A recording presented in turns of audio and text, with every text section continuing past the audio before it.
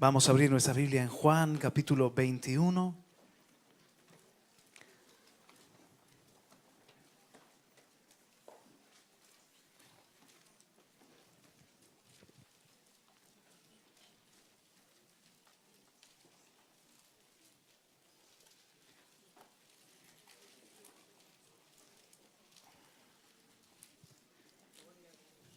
Juan, capítulo 21.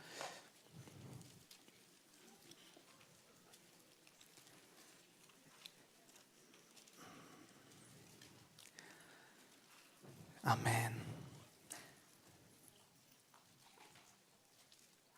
He titulado a este mensaje La ofrenda que no puede faltar. La ofrenda que no puede faltar.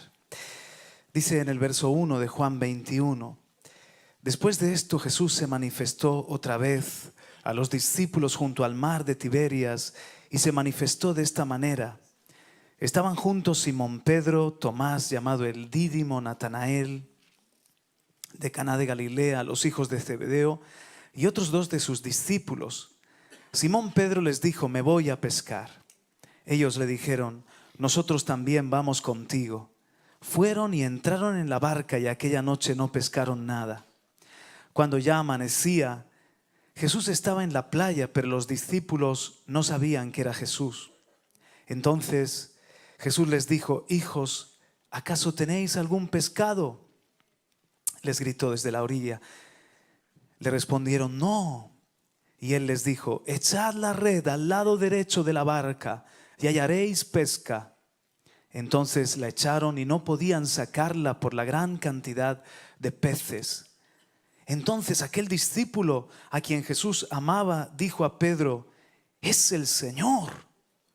Oyendo pues Simón Pedro que era el Señor, se ciñó la ropa porque se la había quitado para poder trabajar y se echó al mar. Pero los otros discípulos vinieron en la barca porque no estaban lejos de tierra, sino a unos 100 metros, arrastrando la red llena de peces. Entonces cuando bajaron a tierra, vieron brasas ya puestas y un pescado colocado sobre ellas y pan. Jesús les dijo: traed algunos de los peces que habéis pescado ahora. Simón Pedro subió a la barca y sacó la red a tierra llena de peces grandes, 153, y aunque había tantos, la red no se rompió. Jesús les dijo: venid y desayunad. Ninguno de los discípulos se atrevió a preguntarle: ¿quién eres tú?, sabiendo que era el Señor. Jesús vino, tomó el pan y se lo dio, y lo mismo hizo con el pescado.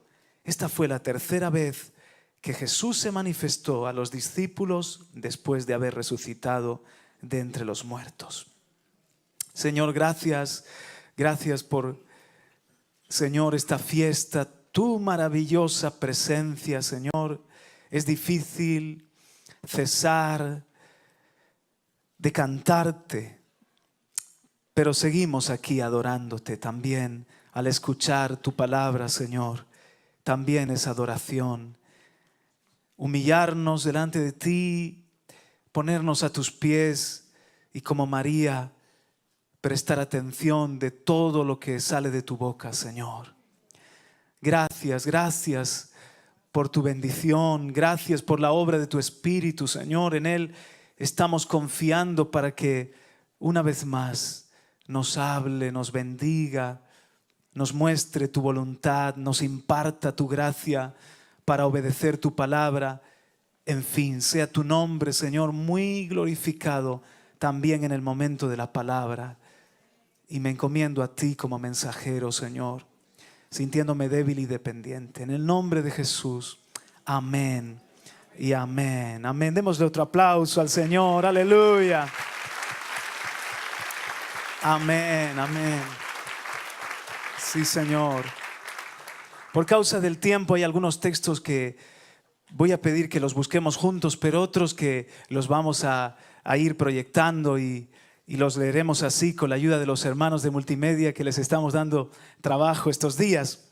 La ofrenda que no puede faltar. La ofrenda que Jesús trae al Padre indudablemente es su propia vida. Después de resucitar, indudablemente en la cruz del Calvario, y también después de resucitar se presenta delante del Padre. Dice en Efesios 5:2, y andad en amor, así como también Cristo os amó y se dio a sí mismo por nosotros, ofrenda y sacrificio a Dios como fragante aroma. Y sí que me gustaría que buscaseis conmigo en Hebreos capítulo 8.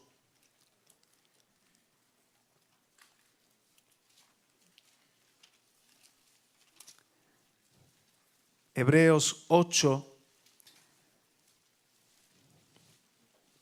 y verso 3.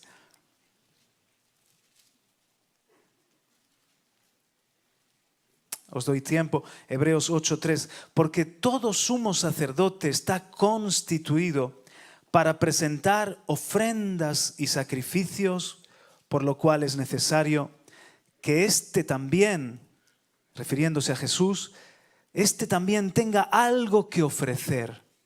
¿Qué es lo que Jesús tenía para ofrecer? Capítulo 9, ahora un poquito más adelante en Hebreos, y verso 11. 9:11. Pero cuando Cristo apareció como sumo sacerdote de los bienes futuros, a través de un mayor y más perfecto tabernáculo no hecho con manos, es decir, no de esta creación, y no por medio de la sangre de machos cabríos y de becerros, sino por medio de su propia sangre. Diga conmigo, su propia sangre.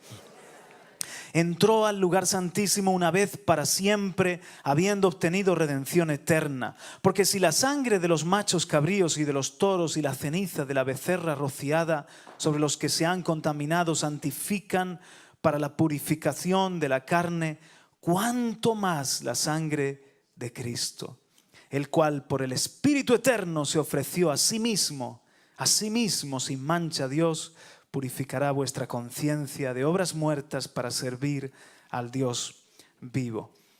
Y en el capítulo 10, un poco después, en el capítulo 10 y verso 11, y ciertamente todo sacerdote está de pie día tras día, ministrando y ofreciendo muchas veces los mismos sacrificios que nunca pueden quitar los pecados. Pero Él, habiendo ofrecido un solo sacrificio por los pecados para siempre, se sentó a la diestra de Dios, esperando de ahí en adelante hasta que sus enemigos sean puestos por estrado de sus pies. Porque por una ofrenda Él ha hecho perfectos para siempre a los que son santificados. Así que nos podemos imaginar al Hijo, después de resucitar, que viene como sumo sacerdote delante del Padre y trae, como en el Antiguo Testamento hacían los sacerdotes, y especialmente una vez al año el sumo sacerdote, la sangre, su sacrificio, su cuerpo, su sangre derramada, el sacrificio, la ofrenda que agrada al Padre una vez y para siempre. Pero también hay una realidad en esto mismo que la encontramos aquí cerquita en el libro de Hebreos, capítulo 2. Hebreos, capítulo 2. Y mientras lo buscas, cito Efesios 4:8, donde dice: por tanto, cuando ascendió a lo alto, llevó cautiva una hueste de cautivos y dio dones a los hombres. Como muchas veces hemos oído en el bendito evangelio que se nos predica, Jesús llevó cautiva una hueste de cautivos. Es decir, el botín de la victoria fue abrir el sepulcro de muchos santos que resucitaron y que dejaron la tumba, y también los que estaban en el seno de Abraham, que habían creído en el antiguo pacto, pero todavía no había muerto Jesús en la cruz del Calvario, y aguardaban, como en la historia de Lázaro, aguardaban en el seno de Abraham una vez que ya se efectúa la redención, el perdón de los pecados, la ofrenda. Se quedó vacío el seno de Abraham y Jesús pudo venir delante del Padre con el sacrificio de sí mismo, de su sangre, de su cuerpo, lo que hizo en la cruz del Calvario, su vida perfecta y santa.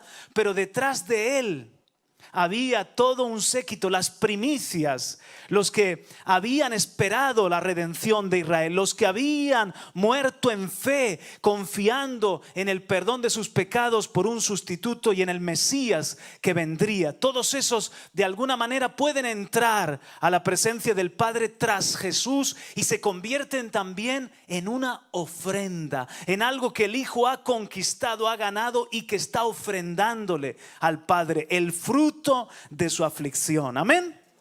En capítulo 2 de Hebreos vemos esta misma realidad. Verso 9, si está ahí la iglesia, deme un amén.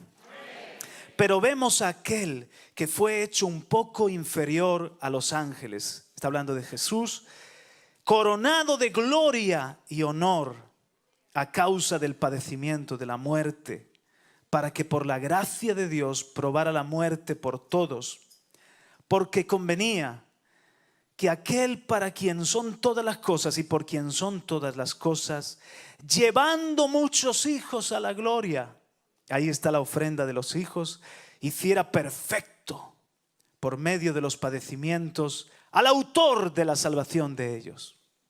Porque tanto el que santifica como los que son santificados son todos de un Padre. Cristo es el que santifica y nosotros los santificados somos todos de un Padre.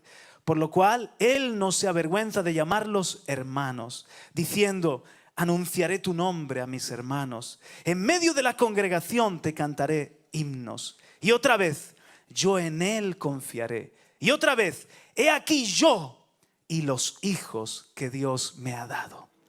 Así que, volviendo a ese momento en el lugar santísimo verdadero, que es ni más ni menos que el trono de Dios, se abren las puertas para que entre el Rey de la Gloria y llega el Salvador, se presenta ante el Padre y dice: Padre, aquí está la obra consumada, perfecta, aquí está mi vida en sacrificio, mi sangre derramada, ya hay salvación y perdón. He aquí yo y los hijos que el Señor me ha dado, que estamos como señales y prodigios delante de, citando Isaías, delante de ti. Pero aquí dice: he aquí yo y los hijos que Dios me ha dado. Y en el verso 10 dice: llevando muchos hijos a la gloria. Así que dile al que está a tu lado: tú eres una ofrenda para el Padre. Cada uno de nosotros, todos los salvados, todos los redimidos. Aleluya. ¿Os acordáis Levítico 23? Y estoy compartiendo cosas que son muy sabidas y enseñadas aquí, pero volvamos a escuchar esta buena nueva. En Levítico 23:11 dice que en el día de la Pascua se traían gavillas, ¿verdad? Si lo podemos ahí ver, dice: y él mecerá la gavilla delante del Señor, a fin de que seáis aceptados. El día siguiente al día de reposo la mecerá. Después de la Pascua se traía una ofrenda de la tierra, de la agricultura, del fruto de la tierra, un gomer, una gavilla, se presentaba delante del Señor y se mecía, era la primicia de la cosecha. Entonces dice también en Levítico, un poquito más abajo en el capítulo 23 y verso 15, que 50 días después, en lo que se conoce como Pentecostés, dice allí: contaréis desde el día que sigue al día de reposo, desde el día en que trajisteis la gavilla de la ofrenda mecida, contaréis 7 semanas completas. Diga conmigo: Pentecostés. Verso 16 ahora: contaréis 50 días hasta el día siguiente al séptimo día de reposo. Entonces presentaréis una ofrenda de espiga tierna al Señor. Y seguimos en el 17: traeréis de vuestras moradas 2 panes para ofrenda mecida, hechos de 2 décimas de un efa, serán de flor de harina, amasados con levadura, como primeros frutos al Señor. El primer gomer de la cosecha de cebada se entregaba como primicia en la Pascua, pero en Pentecostés los 2 panes y esa gavilla era la ofrenda por la cosecha completa recogida. 50 días después ya podían venir, y esa segunda ofrenda representaba ¿qué? la cosecha completa, los 2 panes y esa ofrenda de la tierra, del fruto de la tierra. ¿Y por qué estoy citando esto? Porque evidentemente cuando Jesús se presenta ante el Padre, Él es la primicia de los que han resucitado. Él es la primicia de la nueva creación y se presenta ante el Padre como la gavilla que se mece delante de Él. Por eso le dice a María: María, déjame, todavía no puedo ir a estar con mis hermanos, lo anhelo, pero primero tengo que presentarme delante del Padre y traer mi vida como ofrenda de adoración y mi sacrificio victorioso y suficiente. Él es la primicia. Pero el Señor escoge Pentecostés 50 días después. ¿Para qué? Para que el fruto de su ministerio, los 120 que perseveraban en el aposento alto, ahora ellos son llenos del Espíritu Santo, comienzan a hablar nuevas lenguas y ellos se convierten en los 2 panes. Ellos se convierten en las primicias de la gran cosecha. Ellos se convierten en los primeros frutos de la aflicción, de lo que Jesucristo ha ganado, que son los redimidos de todas las naciones y de todas las épocas. Estoy convencido que el Señor, amén, aplaudimos, gloria a Cristo, aleluya. Amén, estamos en fiesta. Estoy convencido de que el Señor, por varias razones, escogió Pentecostés. Pero una muy importante es que coincide todo. Lo del antiguo pacto era la sombra, era lo profético, era el anuncio. Y aquí se está dando lo verdadero. De manera, el cumplimiento. De manera que esos 120 son el fruto del trabajo, del ministerio, los hijos traídos a la gloria. Y mirad bien, qué preciosa ofrenda, porque no solamente son personas que han decidido creer en Jesús y seguirle, son personas procesadas. Para hacer 2 panes hay que procesar esos panes, ¿no es cierto? Hay que moler la harina, bueno, antes, todo lo que es el grano, aventar, quedarse con el grano, moler el grano, amasar el horno para que salgan 2 panes. Esos 120 estaban procesaditos. Después de 3 años y medio con Jesús, la mayoría de ellos. Después de haber fallado en muchas formas y haber aprendido, después de ver al Señor resucitar, después de ser equipados por 40 días, dice que les enseñó lo concerniente al reino, y ahora investidos de poder de lo alto, llenos del Espíritu Santo. No era un fruto cualquiera, era un fruto maduro, listo para ser comido, listo para ser usados por Dios. Y eso lo presenta el Hijo delante del Padre. ¿O lo podéis imaginar conmigo, hermanos? Como esa gente que estaba allí en el aposento alto y comenzó a hablar en lenguas, y la gente dice que oía las maravillas de Dios. Así que se levantó una alabanza espontánea, y en ese momento eso subió al cielo, y eso era ni más ni menos que una poderosa ofrenda del Hijo, de lo que el Hijo había ganado. Multitudes le siguieron, muchos oyeron el mensaje, pero ahí estaban 120 discípulos. ¿120 qué? Discípulos consolidados, madurados, procesados para que continuaran su ministerio en la tierra. Aleluya, amén, aleluya. Esa ofrenda es la ofrenda de las vidas rescatadas que el Hijo le trae al Padre. Ahora, si vienes conmigo a Juan capítulo 4.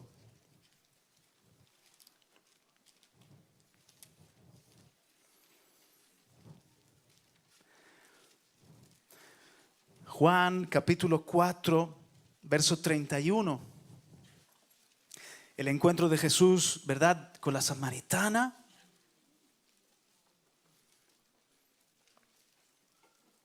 Vuelven los discípulos después de la conversación. La samaritana está corriendo en su pueblo diciendo lo que ha pasado en el encuentro con Jesús. Y entre tanto llegan los discípulos. Juan 4:31. Llegan los discípulos, le rogaban diciendo: Rabí, maestro, come. Verso 32. Pero él les dijo: yo tengo para comer una comida que vosotros no sabéis. Los discípulos entonces le decían entre sí, ¿le habrá traído alguien de comer? Jesús les dijo, mi comida es hacer la voluntad del que me envió y llevar a cabo su obra. ¿No decís vosotros, todavía faltan 4 meses y después viene la siega? He aquí yo os digo, alzad vuestros ojos, porque inmediatamente va a venir una multitud de personas, quizás cientos de personas que han sido de alguna manera alertadas por la samaritana. Hay uno que es profeta que me ha dicho toda mi vida y que yo creo que es el que estamos esperando. Vamos contigo a conocerle. Entonces Jesús dice, alzad vuestros ojos. Mira, por ahí viene la cosecha. Faltan 4 meses. No. Verso 35. He aquí yo os digo, alzad vuestros ojos y ved los campos que ya están blancos para la siega. Dicho de otra forma, venís para comer, pero no es momento de comer. Vamos a cosechar. Vamos a cosechar porque algo ha comenzado en esta aldea de Samaria. Verso 36. Ya el segador recibe salario y recoge fruto para vida eterna. Ahora, ¿qué es ese fruto para vida eterna? Recoge fruto para vida eterna. ¿Qué es ese fruto? Las vidas tocadas, salvadas, impactadas por el amor de Cristo, es el fruto de la siembra y de la labor en la mies. Amén. Entonces ustedes van a ver el fruto para vida eterna. Pues ese fruto para vida eterna es el fruto que luego se meció el día de Pentecostés, pero que ahora los discípulos se meten al trabajo, se meten a ser parte de esto. Versículo 36. Ya el segador recibe salario y recoge fruto para vida eterna, para que el que siembra se regocije juntamente con el que siega. ¿Quién había sembrado? A la samaritana. ¿Quién le había sembrado? Jesús le había hablado. Pero ellos ahora, viene una multitud que les ha hablado esta misma samaritana, vienen cientos de personas y ellos son los que van a cosechar. Ahora me tienen que ayudar a cosechar. Tenemos que hablarle a esta gente, orar por estos enfermos. Ahora tenemos un trabajo que hacer aquí. Verso 37. Porque en este caso el dicho es verdadero. Uno es el que siembra y otro es el que siega. Yo os envié a segar lo que no habéis trabajado. Otros han trabajado, y era él, ¿verdad? Otros, él. Y vosotros habéis entrado en su labor. Verso 39. Y de aquella ciudad muchos de los samaritanos creyeron en él. Ahí está la cosecha. Gloria a Dios, hermanos. Entonces, démosle un aplauso, aleluya. Es el tiempo, le dice Jesús. No faltan 4 meses, es la hora, es el tiempo. Vamos a recoger fruto. Vamos a trabajar y vamos a ver un fruto. Y aquí hubo fruto. Entonces, lo que quiero que veamos es que la ofrenda que Jesús trajo era solamente la primicia del fruto, la primicia de la cosecha, esos 120. Pero la ofrenda que no puede faltar, diga conmigo, la ofrenda que no puede faltar, siguió después de una manera poderosa. Se levantó Pedro y predicó, y 3,000 fueron bautizados. Y luego oraron por un enfermo y se sanó, y 5,000 les predicó arrepentimiento, y 5,000 más. Y empezó a haber un fruto, empezó a haber una gran cosecha que se convirtieron. Esas personas vinieron a ser el fruto de los discípulos y vinieron a ser una ofrenda para Dios. Vamos a verlo en el caso del apóstol Pablo, en Romanos. Vamos a Romanos capítulo 1. Él es un ejemplo, su vida es y está ahí para ejemplo de nosotros. Romanos en el capítulo 1.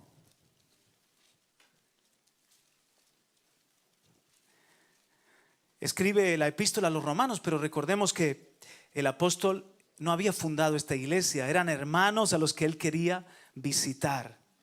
Romanos 1:13. Si está en la iglesia, demos un amén. Dice Pablo, y no quiero que ignoréis, hermanos, que con frecuencia he hecho planes para ir a vosotros, para ir a visitaros, y hasta ahora me he visto impedido, a fin de obtener algún fruto. ¿A fin de obtener qué? algún fruto también entre vosotros, así como entre los demás gentiles. Claro, Pablo tenía un llamado muy poderoso a los gentiles y dice, quiero ir a Roma. Y quiero ir a Roma, en el contexto dice que quiere impartirles dones, pero también dice aquí, quiero recoger fruto. ¿A qué se está refiriendo el apóstol Pablo? Convertidos, hijos espirituales.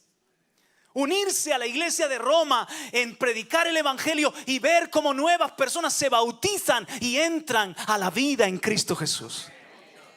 Ese era el fruto que quería el apóstol Pablo. Verso 14. Soy deudor tanto para con los griegos como para con los bárbaros, para con los sabios como con los ignorantes. Tengo obligación, soy un deudor. Así que por mi parte, ansioso estoy de anunciar el evangelio.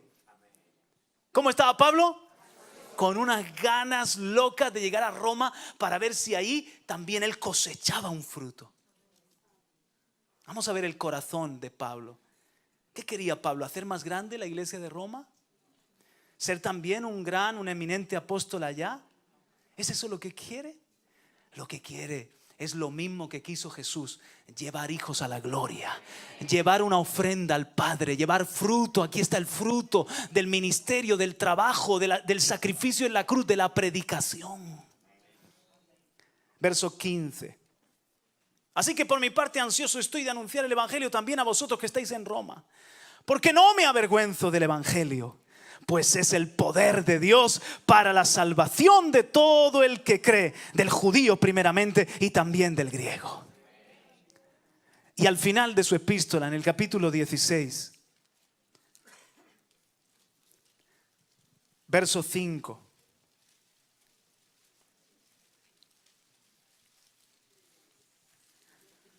Romanos 16, 5.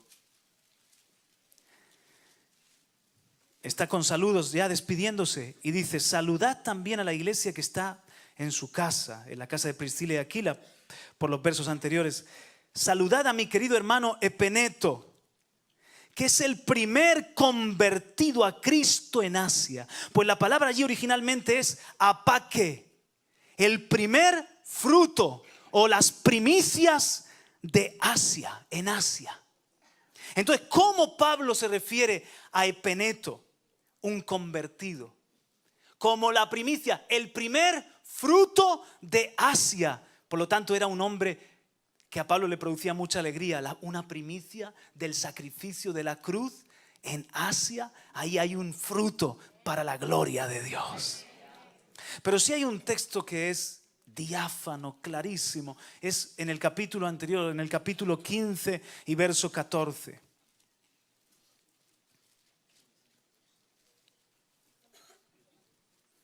Estamos todavía en Romanos capítulo 15 y verso 14. En cuanto a vosotros, hermanos míos, yo mismo estoy también convencido de que vosotros estáis llenos de bondad, llenos de todo conocimiento y capaces también de amonestaros los unos a los otros. Era una iglesia que ya tenía su experiencia y recorrido, y Pablo sabía que muchas cosas que había dicho pues ya las sabían. Pero os he escrito con atrevimiento sobre algunas cosas para así hacer que las recordéis otra vez por la gracia que me fue dada por Dios. ¿Cuál es la gracia? Él era apóstol a los gentiles, era un siervo. Vamos a verlo, y el verso clave es el 16. Para ser ministro de Cristo Jesús a los gentiles, ministrando a manera de sacerdote el evangelio de Dios, a fin de que la ofrenda que hago de los gentiles sea aceptable, santificada por el Espíritu Santo. Este verso Pablo, como todo, pero lo escribe con mucho cuidado y usa palabras que no se usan a menudo en el resto de sus epístolas, unas palabras muy concretas. Por lo tanto, la traducción que yo he leído es una buena traducción, aunque sé que la Reina Valera es un poquito diferente. Creo que la Reina Valera viene a decir algo así: para ser ministro de Jesucristo a los gentiles, administrando el evangelio de Dios, para que los gentiles les sean ofrenda agradable, santificada por el Espíritu Santo. En la Biblia de las Américas y en otras versiones, si os dais cuenta, meten ahí un concepto y dice, ministrando a manera de sacerdote el evangelio de Dios. Ahora veremos por qué, pero pensemos en el ministerio de Pablo. Pablo está diciendo, yo soy un siervo de Jesucristo, yo soy un ministro de Dios. Y lo que yo hago es que tengo un llamado a los gentiles de sacerdote. ¿Y qué hace el sacerdote? Bueno, el sacerdote es un siervo de las cosas de Dios para los hombres, para bendición de los hombres, para ayudar a los hombres, para llevar a los hombres a Dios, ayudarles a su santificación y a su adoración. Un sacerdote, en definitiva, tiene que impartir lo de Dios al pueblo. Pero un sacerdote también es constituido para presentar ofrendas en lugar del pueblo, o para presentar ofrendas a Dios como representante de un pueblo. Entonces Pablo hacía las dos cosas: ministraba el evangelio a los hombres, a los gentiles, pero también el fruto que cosechaba, como si fuese él un sacerdote, lo traía como ofrenda a Dios. Aquí está el fruto, aquí está mi adoración, aquí está Epeneto, el primer fruto, el primer convertido. Aquí están los de Galacia, aquí están los de Corinto, aquí está el fruto. No quiero llegar al cielo con las manos vacías, sino que quiero llegar con fruto en mi cuenta. Mis hijos espirituales son gozo y corona mía delante de Dios. ¿Están viéndolo? La ofrenda que no puede faltar. Pablo, él sabía que su oración era una ofrenda, que predicar era una ofrenda, que sus ofrendas eran una ofrenda de adoración. Él sabía que sus alabanzas eran una ofrenda. Él era un conocedor de todo lo que es adoración en la ley, en el antiguo pacto, pero se le reveló como a nadie la gracia y lo que era la adoración ahora celestial, porque estuvo hasta en el tercer cielo, en el paraíso. Pero en él había una pasión, en él había una ansiedad por predicar el evangelio, en él había un deseo grandísimo de que pudiese venir ante Dios con una ofrenda. Una ofrenda de los gentiles, porque tenía un llamado a los gentiles. Y un día quería estar delante de Dios y decir, mirar para atrás y decir: he aquí yo y los hijos que el Señor me ha dado, estamos como sacerdotes para Dios, estamos como una ofrenda para Dios. Aleluya, amén. Y por eso se esforzaba y trabajaba. De manera que cuando él lograba, no sé, el carcelero de Filipos, pensemos en él, o en Lidia, o en tantas personas que pudo llevar a los pies de Cristo Jesús.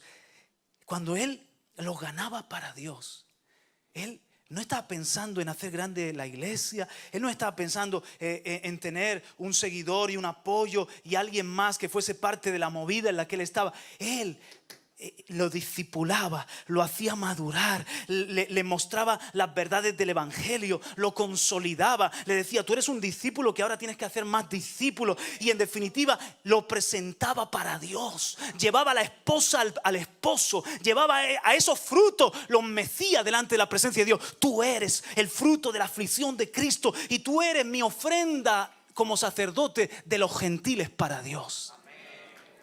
Amén, aleluya. Tremendo. He visto la palabra ministro es leiturgos.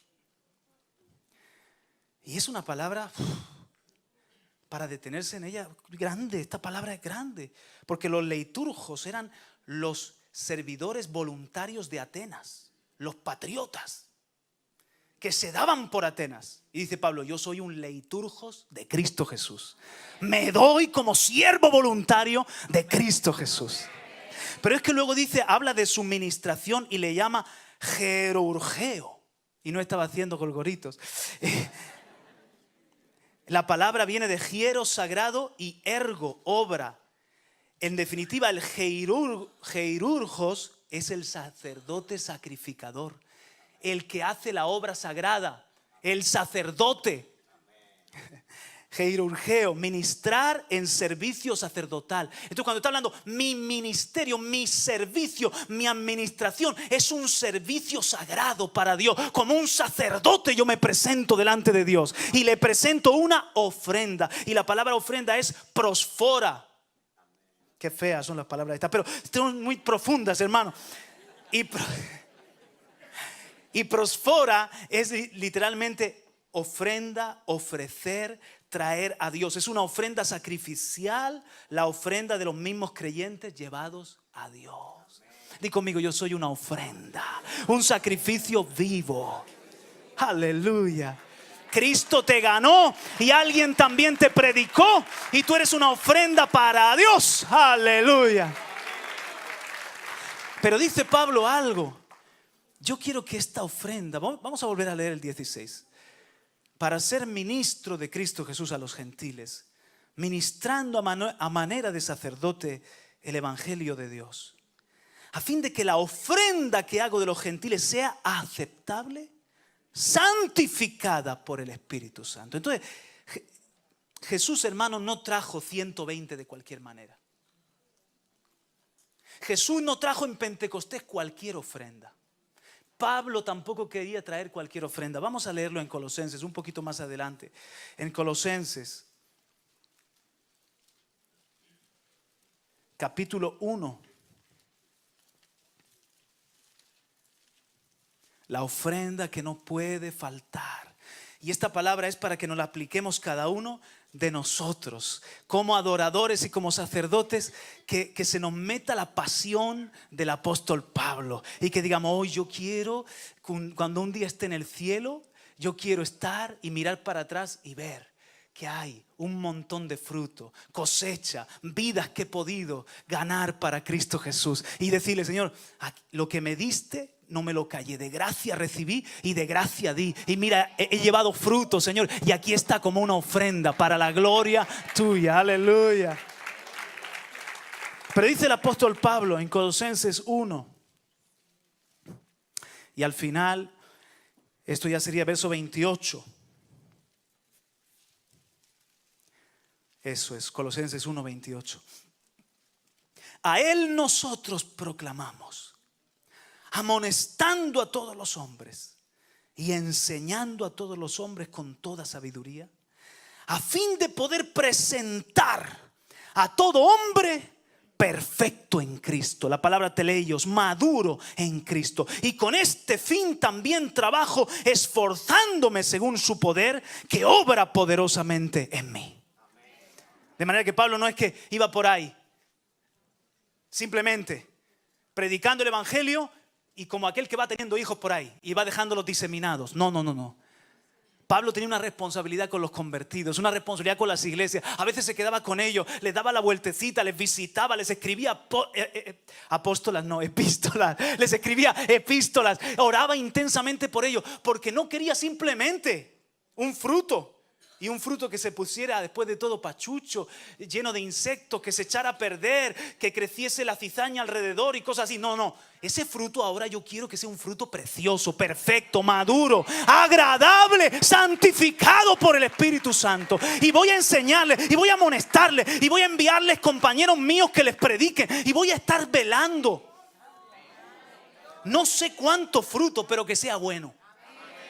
Porque yo pienso en el maestro y yo digo, Dios mío, en comparación con la trascendencia del ministerio, los milagros que se hizo, con razón dijo generación incrédula, adúltera, perversa, que no entendí los días de visitación, porque más milagros que se han hecho en ningún otro momento como en los días de Jesús. ¿Quién como Él? Cuando le fueron a apresar los alguaciles, se quedaron así atónitos de ver lo que hablaba, lo que enseñaba, los milagros que hacía, y vuelven y le dicen a los judíos, es que nadie habla como Él habla, ¿cómo íbamos a apresarlo? Este es especial. ¿Qué tiempo tan glorioso? Cuántas vidas tocadas, cuántas multitudes. Lázaro resucitado, la hija de Jairo resucitada, la hija de la viuda, el hijo de la viuda resucitado. Cuántas cosas. Y al final, hermano, se queda con 120 para hacer 2 panes. Pero ¿qué 120? ¿Cómo invirtió? cómo los celó, cómo les discipuló, cómo cuando se dispersó el rebaño porque herían al pastor, cómo luego reunió al rebaño, como leemos en Juan 21. Hijitos, ¿cómo va la pesca? Anda, vení para acá. Vamos a hablar un rato. Que no hay evangelista como mi Cristo, no hay apóstol como mi Cristo, no hay maestro como mi Cristo, no hay profeta como mi Cristo. Bendito sea Cristo, aleluya. Amén. Entonces Pablo quería no solamente tener fruto, buen fruto, que fuera maduro, saludable. ¿Estamos viendo, mis hermanos? Entonces, volvamos a Juan capítulo 21 para entrar al mensaje.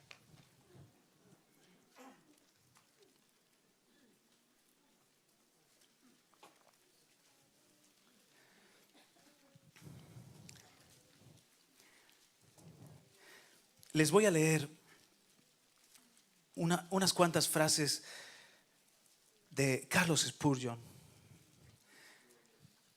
Incluso creo que las podemos proyectar. Gracias. Vamos a leerlas juntos. ¿Quieres un argumento para ganar almas? Mira hacia el cielo. Mira hacia el cielo. Y pregúntate, ¿cómo puede un pecador alcanzar la eternidad a menos que tenga a alguien que le hable de Jesús? Pero el mejor argumento se encuentra en las heridas de Jesús. ¿Quieres honrarlo?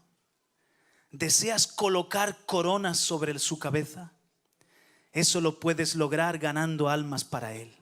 Este es el botín que Él desea más. Estos son los trofeos por los cuales Él lucha. Estas son las joyas que serán su mejor ornamento. Qué motivación santa, hermano. ¿Está de acuerdo con Spurgeon? Aleluya. Por amor a las almas. El amor de Dios tenemos que sentirlo en nuestro corazón. Y pensar, oh, la eternidad. Un tiempo tan largo, un tiempo sin fin. El infierno no es ficticio, es real. Es pasar toda una eternidad ausentes de Dios. Quien es la fuente de todo lo bueno, de todo lo que es luz, de todo lo que es amor, en completa oscuridad. Que una persona quede sumida en un vacío de oscuridad, en una lejanía de Dios eterna, es la tragedia más horrible. Para evitarlo, Cristo murió. Dio su vida, porque de tal manera amó Dios al mundo, que dio su Hijo. En eso demuestra su amor. Ese amor tiene que arder en nuestros corazones por los que nos rodean, que todavía no son salvos. Tenemos que pararnos y decir, oye, ¿dónde piensas estar dentro de 300 años? ¿Cómo? Y pregunto aquí, si hubiese alguien aquí que todavía no lo sabe, ¿dónde piensas estar dentro de 300 años? No, yo tengo planes para los próximos 50, 60, luego me muero. ¿Qué va? Te pones a dormir, tu cuerpo físico se muere, pero Jesús es la prueba convincente de que hay una eternidad. O sea, vas a vivir eternamente. ¿Dónde vas a estar? ¿Qué planes estás haciendo para los próximos 300 años? A mí me gustaría verte y pegar un paseo por ahí por el cielo juntos dentro de 300 años. Porque te amo. Porque Dios nos ha puesto ese amor. Amén. Ha sido derramado en nuestros corazones por medio del Espíritu Santo. Pero a la hora de llevar esta ofrenda de adoración a Dios, no es solamente el amor en sí a las personas, es amor al bendito Salvador. Que tu sacrificio no sea en vano, que tu sacrificio siga produciendo fruto, que tu sacrificio siga trayendo alegría al Padre. Cuando una nueva persona se convierte, como hoy el joven se convirtió, cuando una nueva persona se bautiza, como cada mes hay bautismo, cuando una persona es llena del Espíritu Santo y tú la has ganado para Cristo Jesús y la estás acompañando, ¡qué alegría tan grande! Padre, ahí va otro adorador. Ahí va otra ofrenda, Padre, aleluya. Amén. No estoy preocupado de cuántos seamos. No estoy preocupado de no sé, el éxito aparente de mi ministerio, que se vea, que se sepa, nada de eso. Eso son cosas de la carne, que al lado de la cruz del Calvario, hermanos, caen como algo miserable, como escoria delante del sacrificio de Jesús. Solamente podemos esforzarnos y darnos juntamente con Él para que se extienda esta salvación. Aleluya. Gloria a su nombre. Entonces apliquemos esta palabra a cada uno de nosotros y pensemos por un momento. Bueno, le canto, le diezmo, porque es una palabra para aplicar a cada uno, hacer un examen delante del Señor. Le estoy sirviendo en diferentes formas, pero Señor, y ahora yo me hago la lectura juntamente con vosotros. Señor, pero ¿y esta ofrenda de traer hijos a la gloria? Y esta ofrenda de decir yo y los hijos que el Señor me ha dado. Muy poquito, Señor. Señor, ayúdame, quiero ganar más. Quiero discipular más. No, pero ya se convierten en la iglesia. No, pero ya para eso están los pastores. No, pero tenemos un ministerio de evangelismo. Párate un momento. ¿Tú eres sacerdote? Pues Cristo, el sumo sacerdote, le dio esta ofrenda al Padre. Entonces Pablo era sacerdote y era un sacerdote más que tú y que yo. ¿No somos todos sacerdotes del nuevo pacto? Esta ofrenda no es para ti y para mí. Alza los ojos, ya están, los campos ya están blancos. Hay fruto que recoger y que presentar delante de Dios. Y cada uno de nosotros, hay personas a tu alrededor y tú eres lo más cercano al cielo que van a tener. Tú eres la persona más cercana para que Jesús les toque y les hable. Amén, hermanos.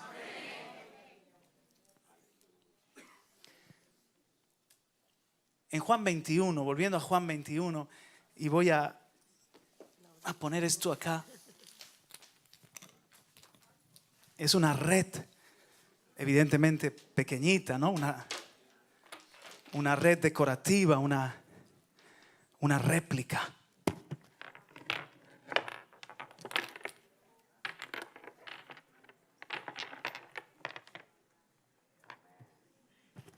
Amén.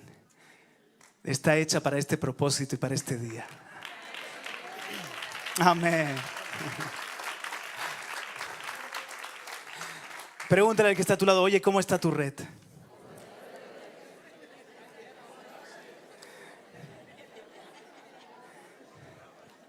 Porque dice en Mateo dice en el capítulo 13, si me ayudan proyectándolo, no lo busques, que el reino de los cielos también es semejante a una red barredera que se echó en el mar y recogió peces de toda clase. Y cuando se llenó, la sacaron a la playa y se sentaron y recogieron los peces buenos en canastas, pero echaron fuera los malos. Así será en el fin del mundo. Los ángeles saldrán y sacarán a los malos de entre los justos y los arrojarán en el horno de fuego. Allí será el llanto y el crujir de dientes. Pero a mí me gusta mucho esto. Dice, recogió peces de toda clase.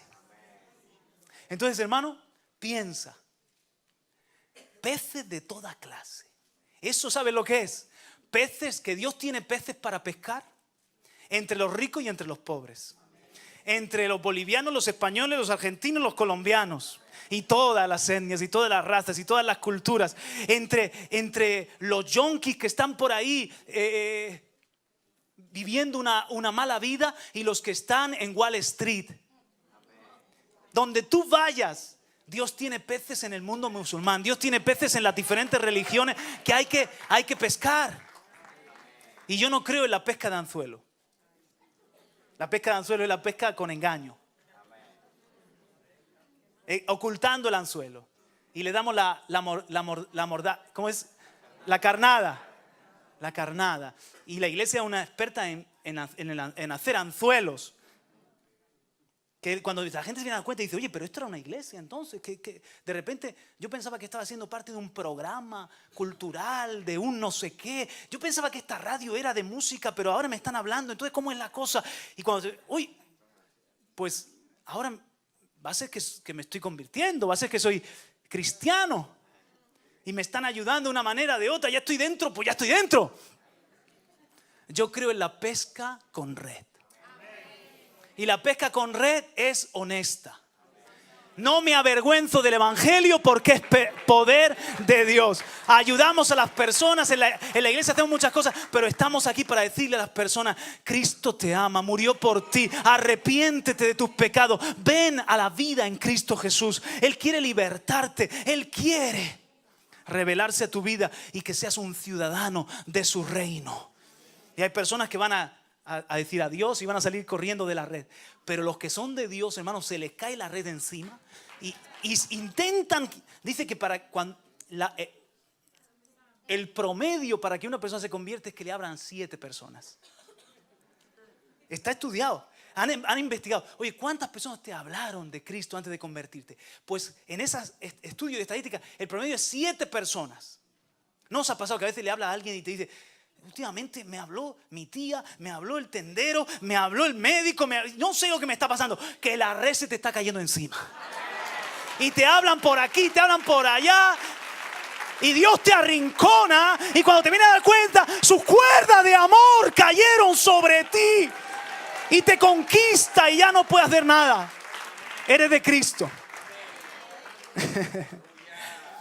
Y cada uno, indudablemente la iglesia es un barco de pesca. Y hay una gran red barredera. Pero cada uno tenemos una red. ¿Cómo está tu red? Pregúntale al que está a tu lado, sonríe y le digo: ¿cómo anda la red tuya, hermano? Hay que remendarla, hay que limpiarla.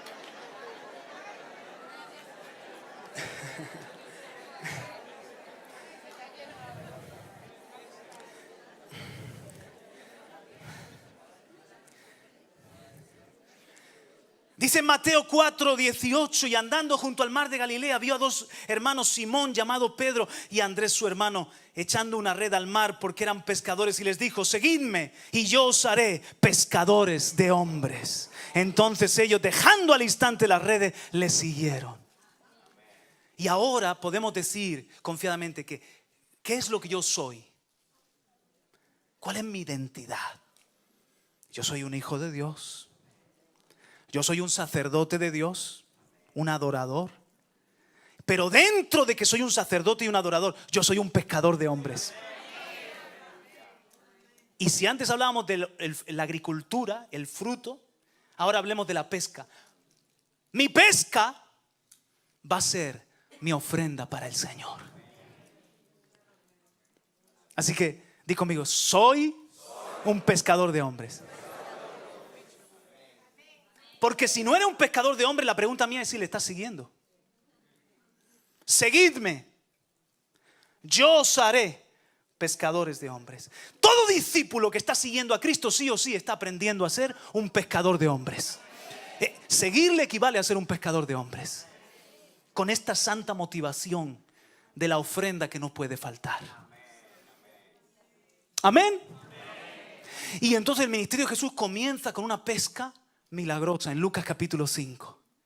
¿Os acordáis? No lo vamos a leer. Pero allí Jesús dice: echad la red.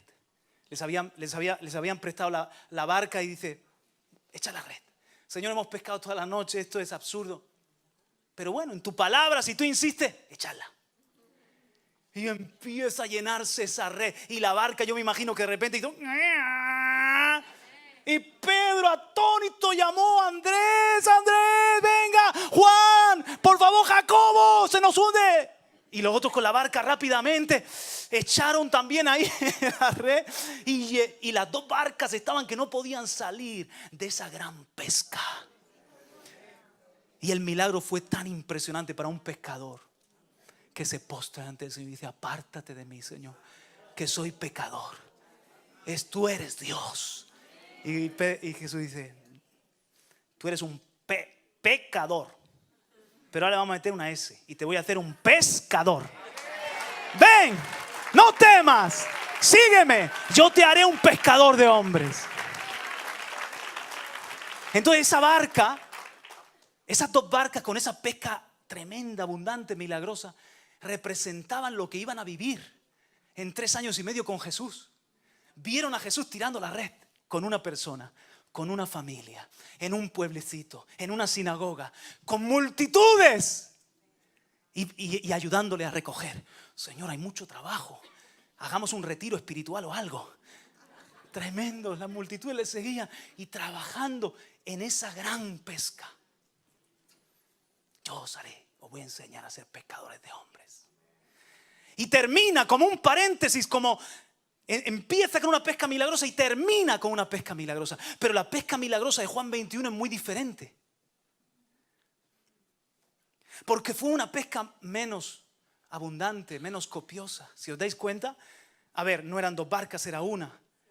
De ser pescadores que estaban a tope ahí trabajando en pescar, ahora salen improvisados y dice Pedro, estamos esperando aquí y habrá que hacer algo, vamos a pescar.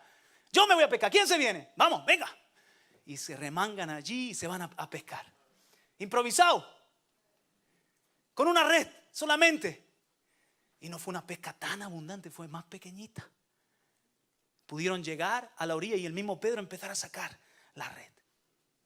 Y era Jesús que estaba allí. Jesús. Quiero que entiendas qué momento era este. Porque Juan dice, Pedro, está pasando lo mismo que en Lucas capítulo 5. Está pasando lo mismo que al comienzo del ministerio. Esto es un pedazo de milagro. Ay, es verdad. Y se viste rápidamente Pedro y se lanza al mar. Señor, espérame, Señor. Y ahí está Jesús con sus brasitas y su pescadito ahí puesto. Olía a desayuno. Tranquilo, que voy a preparar aquí el desayuno. Venid aquí, muchachos. Y todos llegan. Hermano, ¿y qué querían ellos? Era la tercera manifestación. Ya sabían que había resucitado. Querían estar con Él. Pero alguien, y no era Mateo, el ex recaudador de impuestos, no era Mateo, que Mateo era un hombre de número, indudablemente era un hombre que se le daba bien contar. No estaba allí. Alguien se toma la molestia en empezar. 1, dije que eran grandes. 2, 3, 4, 5. Me estoy liando, voy a echarlo a un lado. 1, 2. ¿Tú le ves sentido a esto? Tú hubieses estado en ese momento ahí y estás con Jesús. ¿Tú te pones a contar peces? ¿O te sientas con el maestro? No me lo dice la Biblia, a lo mejor fue después que los contaron. Pero quizás hasta el Señor mismo dijo, le pidió a uno de ellos, hazme el favor y cuéntame los peces. Cuéntamelos. Porque esos peces representaban su pesca. Esos peces representaban su ofrenda. Esos peces representaban su ministerio de 3 años y medio. Que ya no había sido multitudes como las 2 redes llenas de peces, incontables. No. Ahora eran 153. ¿Lo ves conmigo? Esa pesca representaba el ministerio de Jesús, porque Él iba a ser pescador de hombres con los discípulos. La segunda pesca era profética en muchos sentidos. Representaba el trabajo que había hecho con los discípulos. Cuéntenme cada pececito, porque cada vida importa. Cada vida salvada importa. No somos un número, borregos, una multitud, cabezas de ganado. Somos valiosos para Dios. Cada vida importa. Cada uno de nosotros. Cuéntenmelos. 153. Por poco son 120. Esa era su ofrenda de lo que es su ministerio. Representaba su ofrenda de lo que es su ministerio. ¿Están viéndolo conmigo? ¿Quieren ver algo tremendo? Miren, 153. No solamente está el dato para que veamos que esto no es una parábola, una historia, es algo histórico. Es que alguien ha tomado la molestia de contar en los evangelios los encuentros directos de Jesús con alguien. Con Jairo y su mujer. Con la suegra de Pedro también. La suegra también cuenta. Con los discípulos, evidentemente. Con María y el resto de los hermanos, el resto de los hijos de María. ¿Saben a cuántas personas? Nicodemo y así. Contando. Yo lo he contado. ¿Saben cuántas personas Jesús aparece en los evangelios aquí que directamente tocó? 153. Y el que está basando el 154 es Pablo. Que un abortivo se encontró con él camino a Damasco. El que estaba allí cocinando, el 154, ese es Pablo también. Ese también cuenta, aleluya.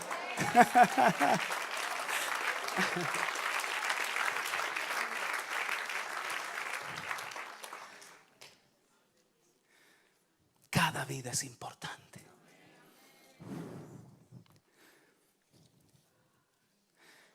Otra frase de Spurgeon, estoy terminando.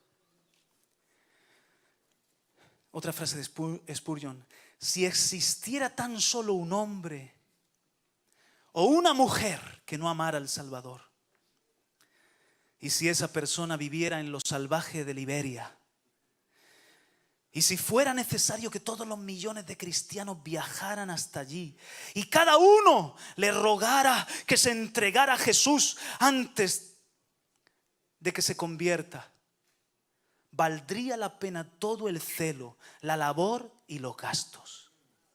Si tuviéramos que testificarles a miles año tras año y nunca rescatar más que una sola alma, esa alma sería la recompensa completa por toda nuestra labor, porque un alma es de valor incalculable. Carlos Spurgeon. Aleluya.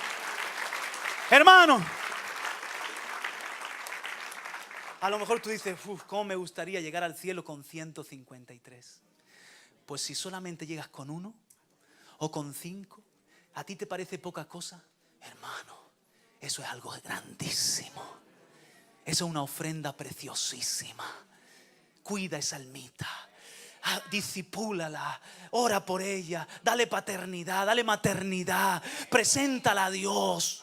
No la hagas un seguidor tuyo, hazla un seguidor de Cristo Jesús. Aleluya. Amén. Aleluya. Yo a veces predicando el evangelio a las personas les digo: mira, imagínate que todo el mundo viviera bien y no necesita salvación, porque no son pecadores, y el único pecador de la tierra eres tú. Yo también, me cuento contigo para que no te sientas mal. Tú y yo. Pero imagínate que eres tú, el único pecador, porque tú eres pecador. Bueno, sí. ¿Nunca has mentido? Bueno. ¿Nunca has tomado algo que no es tuyo? Bueno. Los 10 mandamientos, eres pecador, la paga del pecado es muerte. Imagínate que nadie necesita un salvador porque todo el mundo vive sin pecado. En este hipotético escenario, el único pecador que va a ir al infierno eres tú. Igualmente Cristo hubiese dejado el cielo y hubiese muerto en una cruz para salvarte solamente a ti. Así te ama Cristo Jesús. Así nos ama a cada uno de nosotros.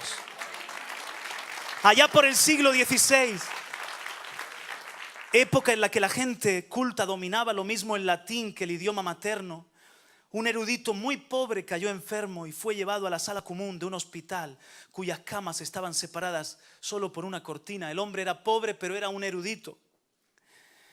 En la cama de al lado se hallaba un mendigo casi moribundo, acerca del que estaban deliberando los médicos qué hacían con él. Uno de ellos propuso hacerle una operación, pero con los medios de aquella época lo más probable es que aquel homeless, como le decimos aquí, muriera en la mesa de operaciones.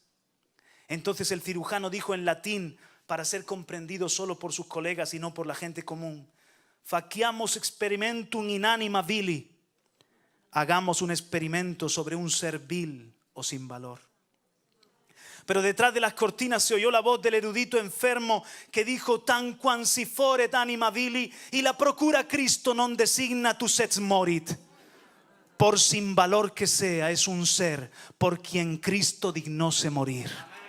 Esta reflexión impidió que le hicieran la operación fatal y el enfermo se acabó curando de forma natural.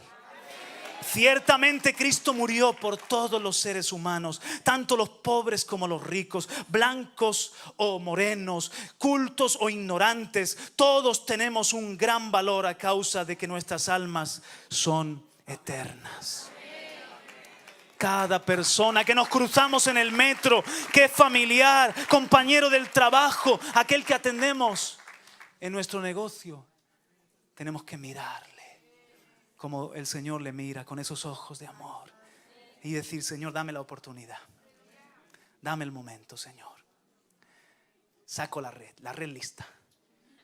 Ahí tus tratados, un CD de música cristiana, una predicación, una tarjetica con un versículo, algo que le toque. Señor, dame el momento, dame la oportunidad de una conversación. Señor, en el nombre de Jesús, soy pescador de hombres. Señor, Dios mío, quiero llevarte una ofrenda. Quiero verle bautizarse un día. Quiero verle adorando en la iglesia un día y llorar de alegría, decir, esa es una ofrenda que le doy a mi Cristo. Aleluya.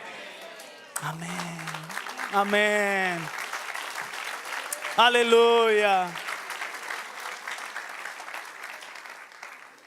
Somos pescadores de hombres. La red más poderosa es el amor. ¿Os acordáis cuando David Wilkerson miró a Nicky Cruz, que le amenazó y le dijo, vete de aquí o te voy a rajar? Y le dijo Nicky Cruz, aunque me cortases en 1000 pedazos, cada uno desde el suelo, clamaría que Jesús te ama y que yo también te amo. Qué tremendo, hermano. Ese es el amor que tiene que invadirnos. Esa es la red más poderosa. Aunque no seamos muy elocuentes, tenemos un testimonio. Aunque quizás te pones a hablar y dices, ay, las 4 leyes espirituales, ¿cómo era? Pero si tienes amor y dices, quiero que estés en el cielo, quiero que Dios cambie tu vida como me cambió la mía, voy a estar orando por ti, ¿cómo te llamas? Eso se nota, hermano. Y no sabemos en qué momento. Quizás tú eres el 1. Si esa persona es de los peces que tenemos que pescar, a lo mejor tú eres el 1 que le ha hablado. O a lo mejor eres el número 7. Eres el martillazo final. Oh, cuando tú eres el martillazo final, qué gozo da. Cuando ves que una persona empiezan a hacérsele los ojos de agua y empieza a hacer así. ¿De verdad hay un Dios en el cielo? Vivimos en días de mucha incredulidad, hermanos. Vivimos en días donde mucha gente lo rechaza. Pero ese no es nuestro problema. Nuestro problema es trabajar y esperar el fruto. Vamos a pescar. A lo mejor no hay pesca, pero el Señor nos va a recompensar un día. Sal por la mañana, te vistes por la mañana, te preparas y dices, Señor, soy un pescador de hombres y hoy voy a pescar. No sé si habrá pesca, Señor, ayúdame, pero la red la voy a tirar. Y un día Dios nos va a recompensar, aunque sea con una almita. Bendito sea su nombre. Dele aplauso, aleluya.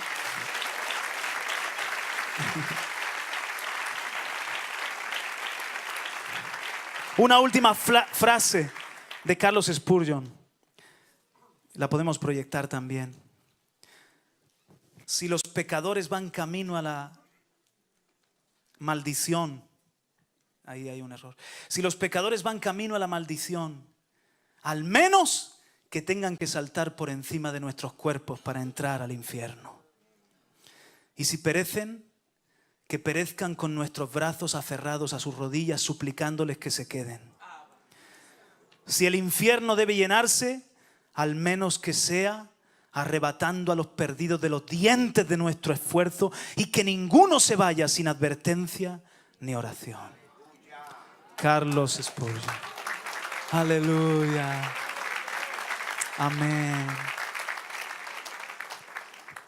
Hermanos, estamos terminando el año. Comenzamos pronto el 18. Yo el 18, Señor, por lo menos dame 3, 4, 5, no sé. A veces predicamos en la iglesia, en los medios de comunicación, pero estoy hablando de eso, de que es tirar la red, que es sembrar, que es trabajar con el Señor. Señor, que pueda terminar el año y decir, qué alegría, bauticé. Bautizaron mis pastores, pero los vi adorando, discipulándose, siendo bautizados por el Espíritu Santo. Dame hijos o me muero. ¿Os acordáis lo que decía Raquel? Dame hijos o me muero. Que esto se convierta en nuestra oración.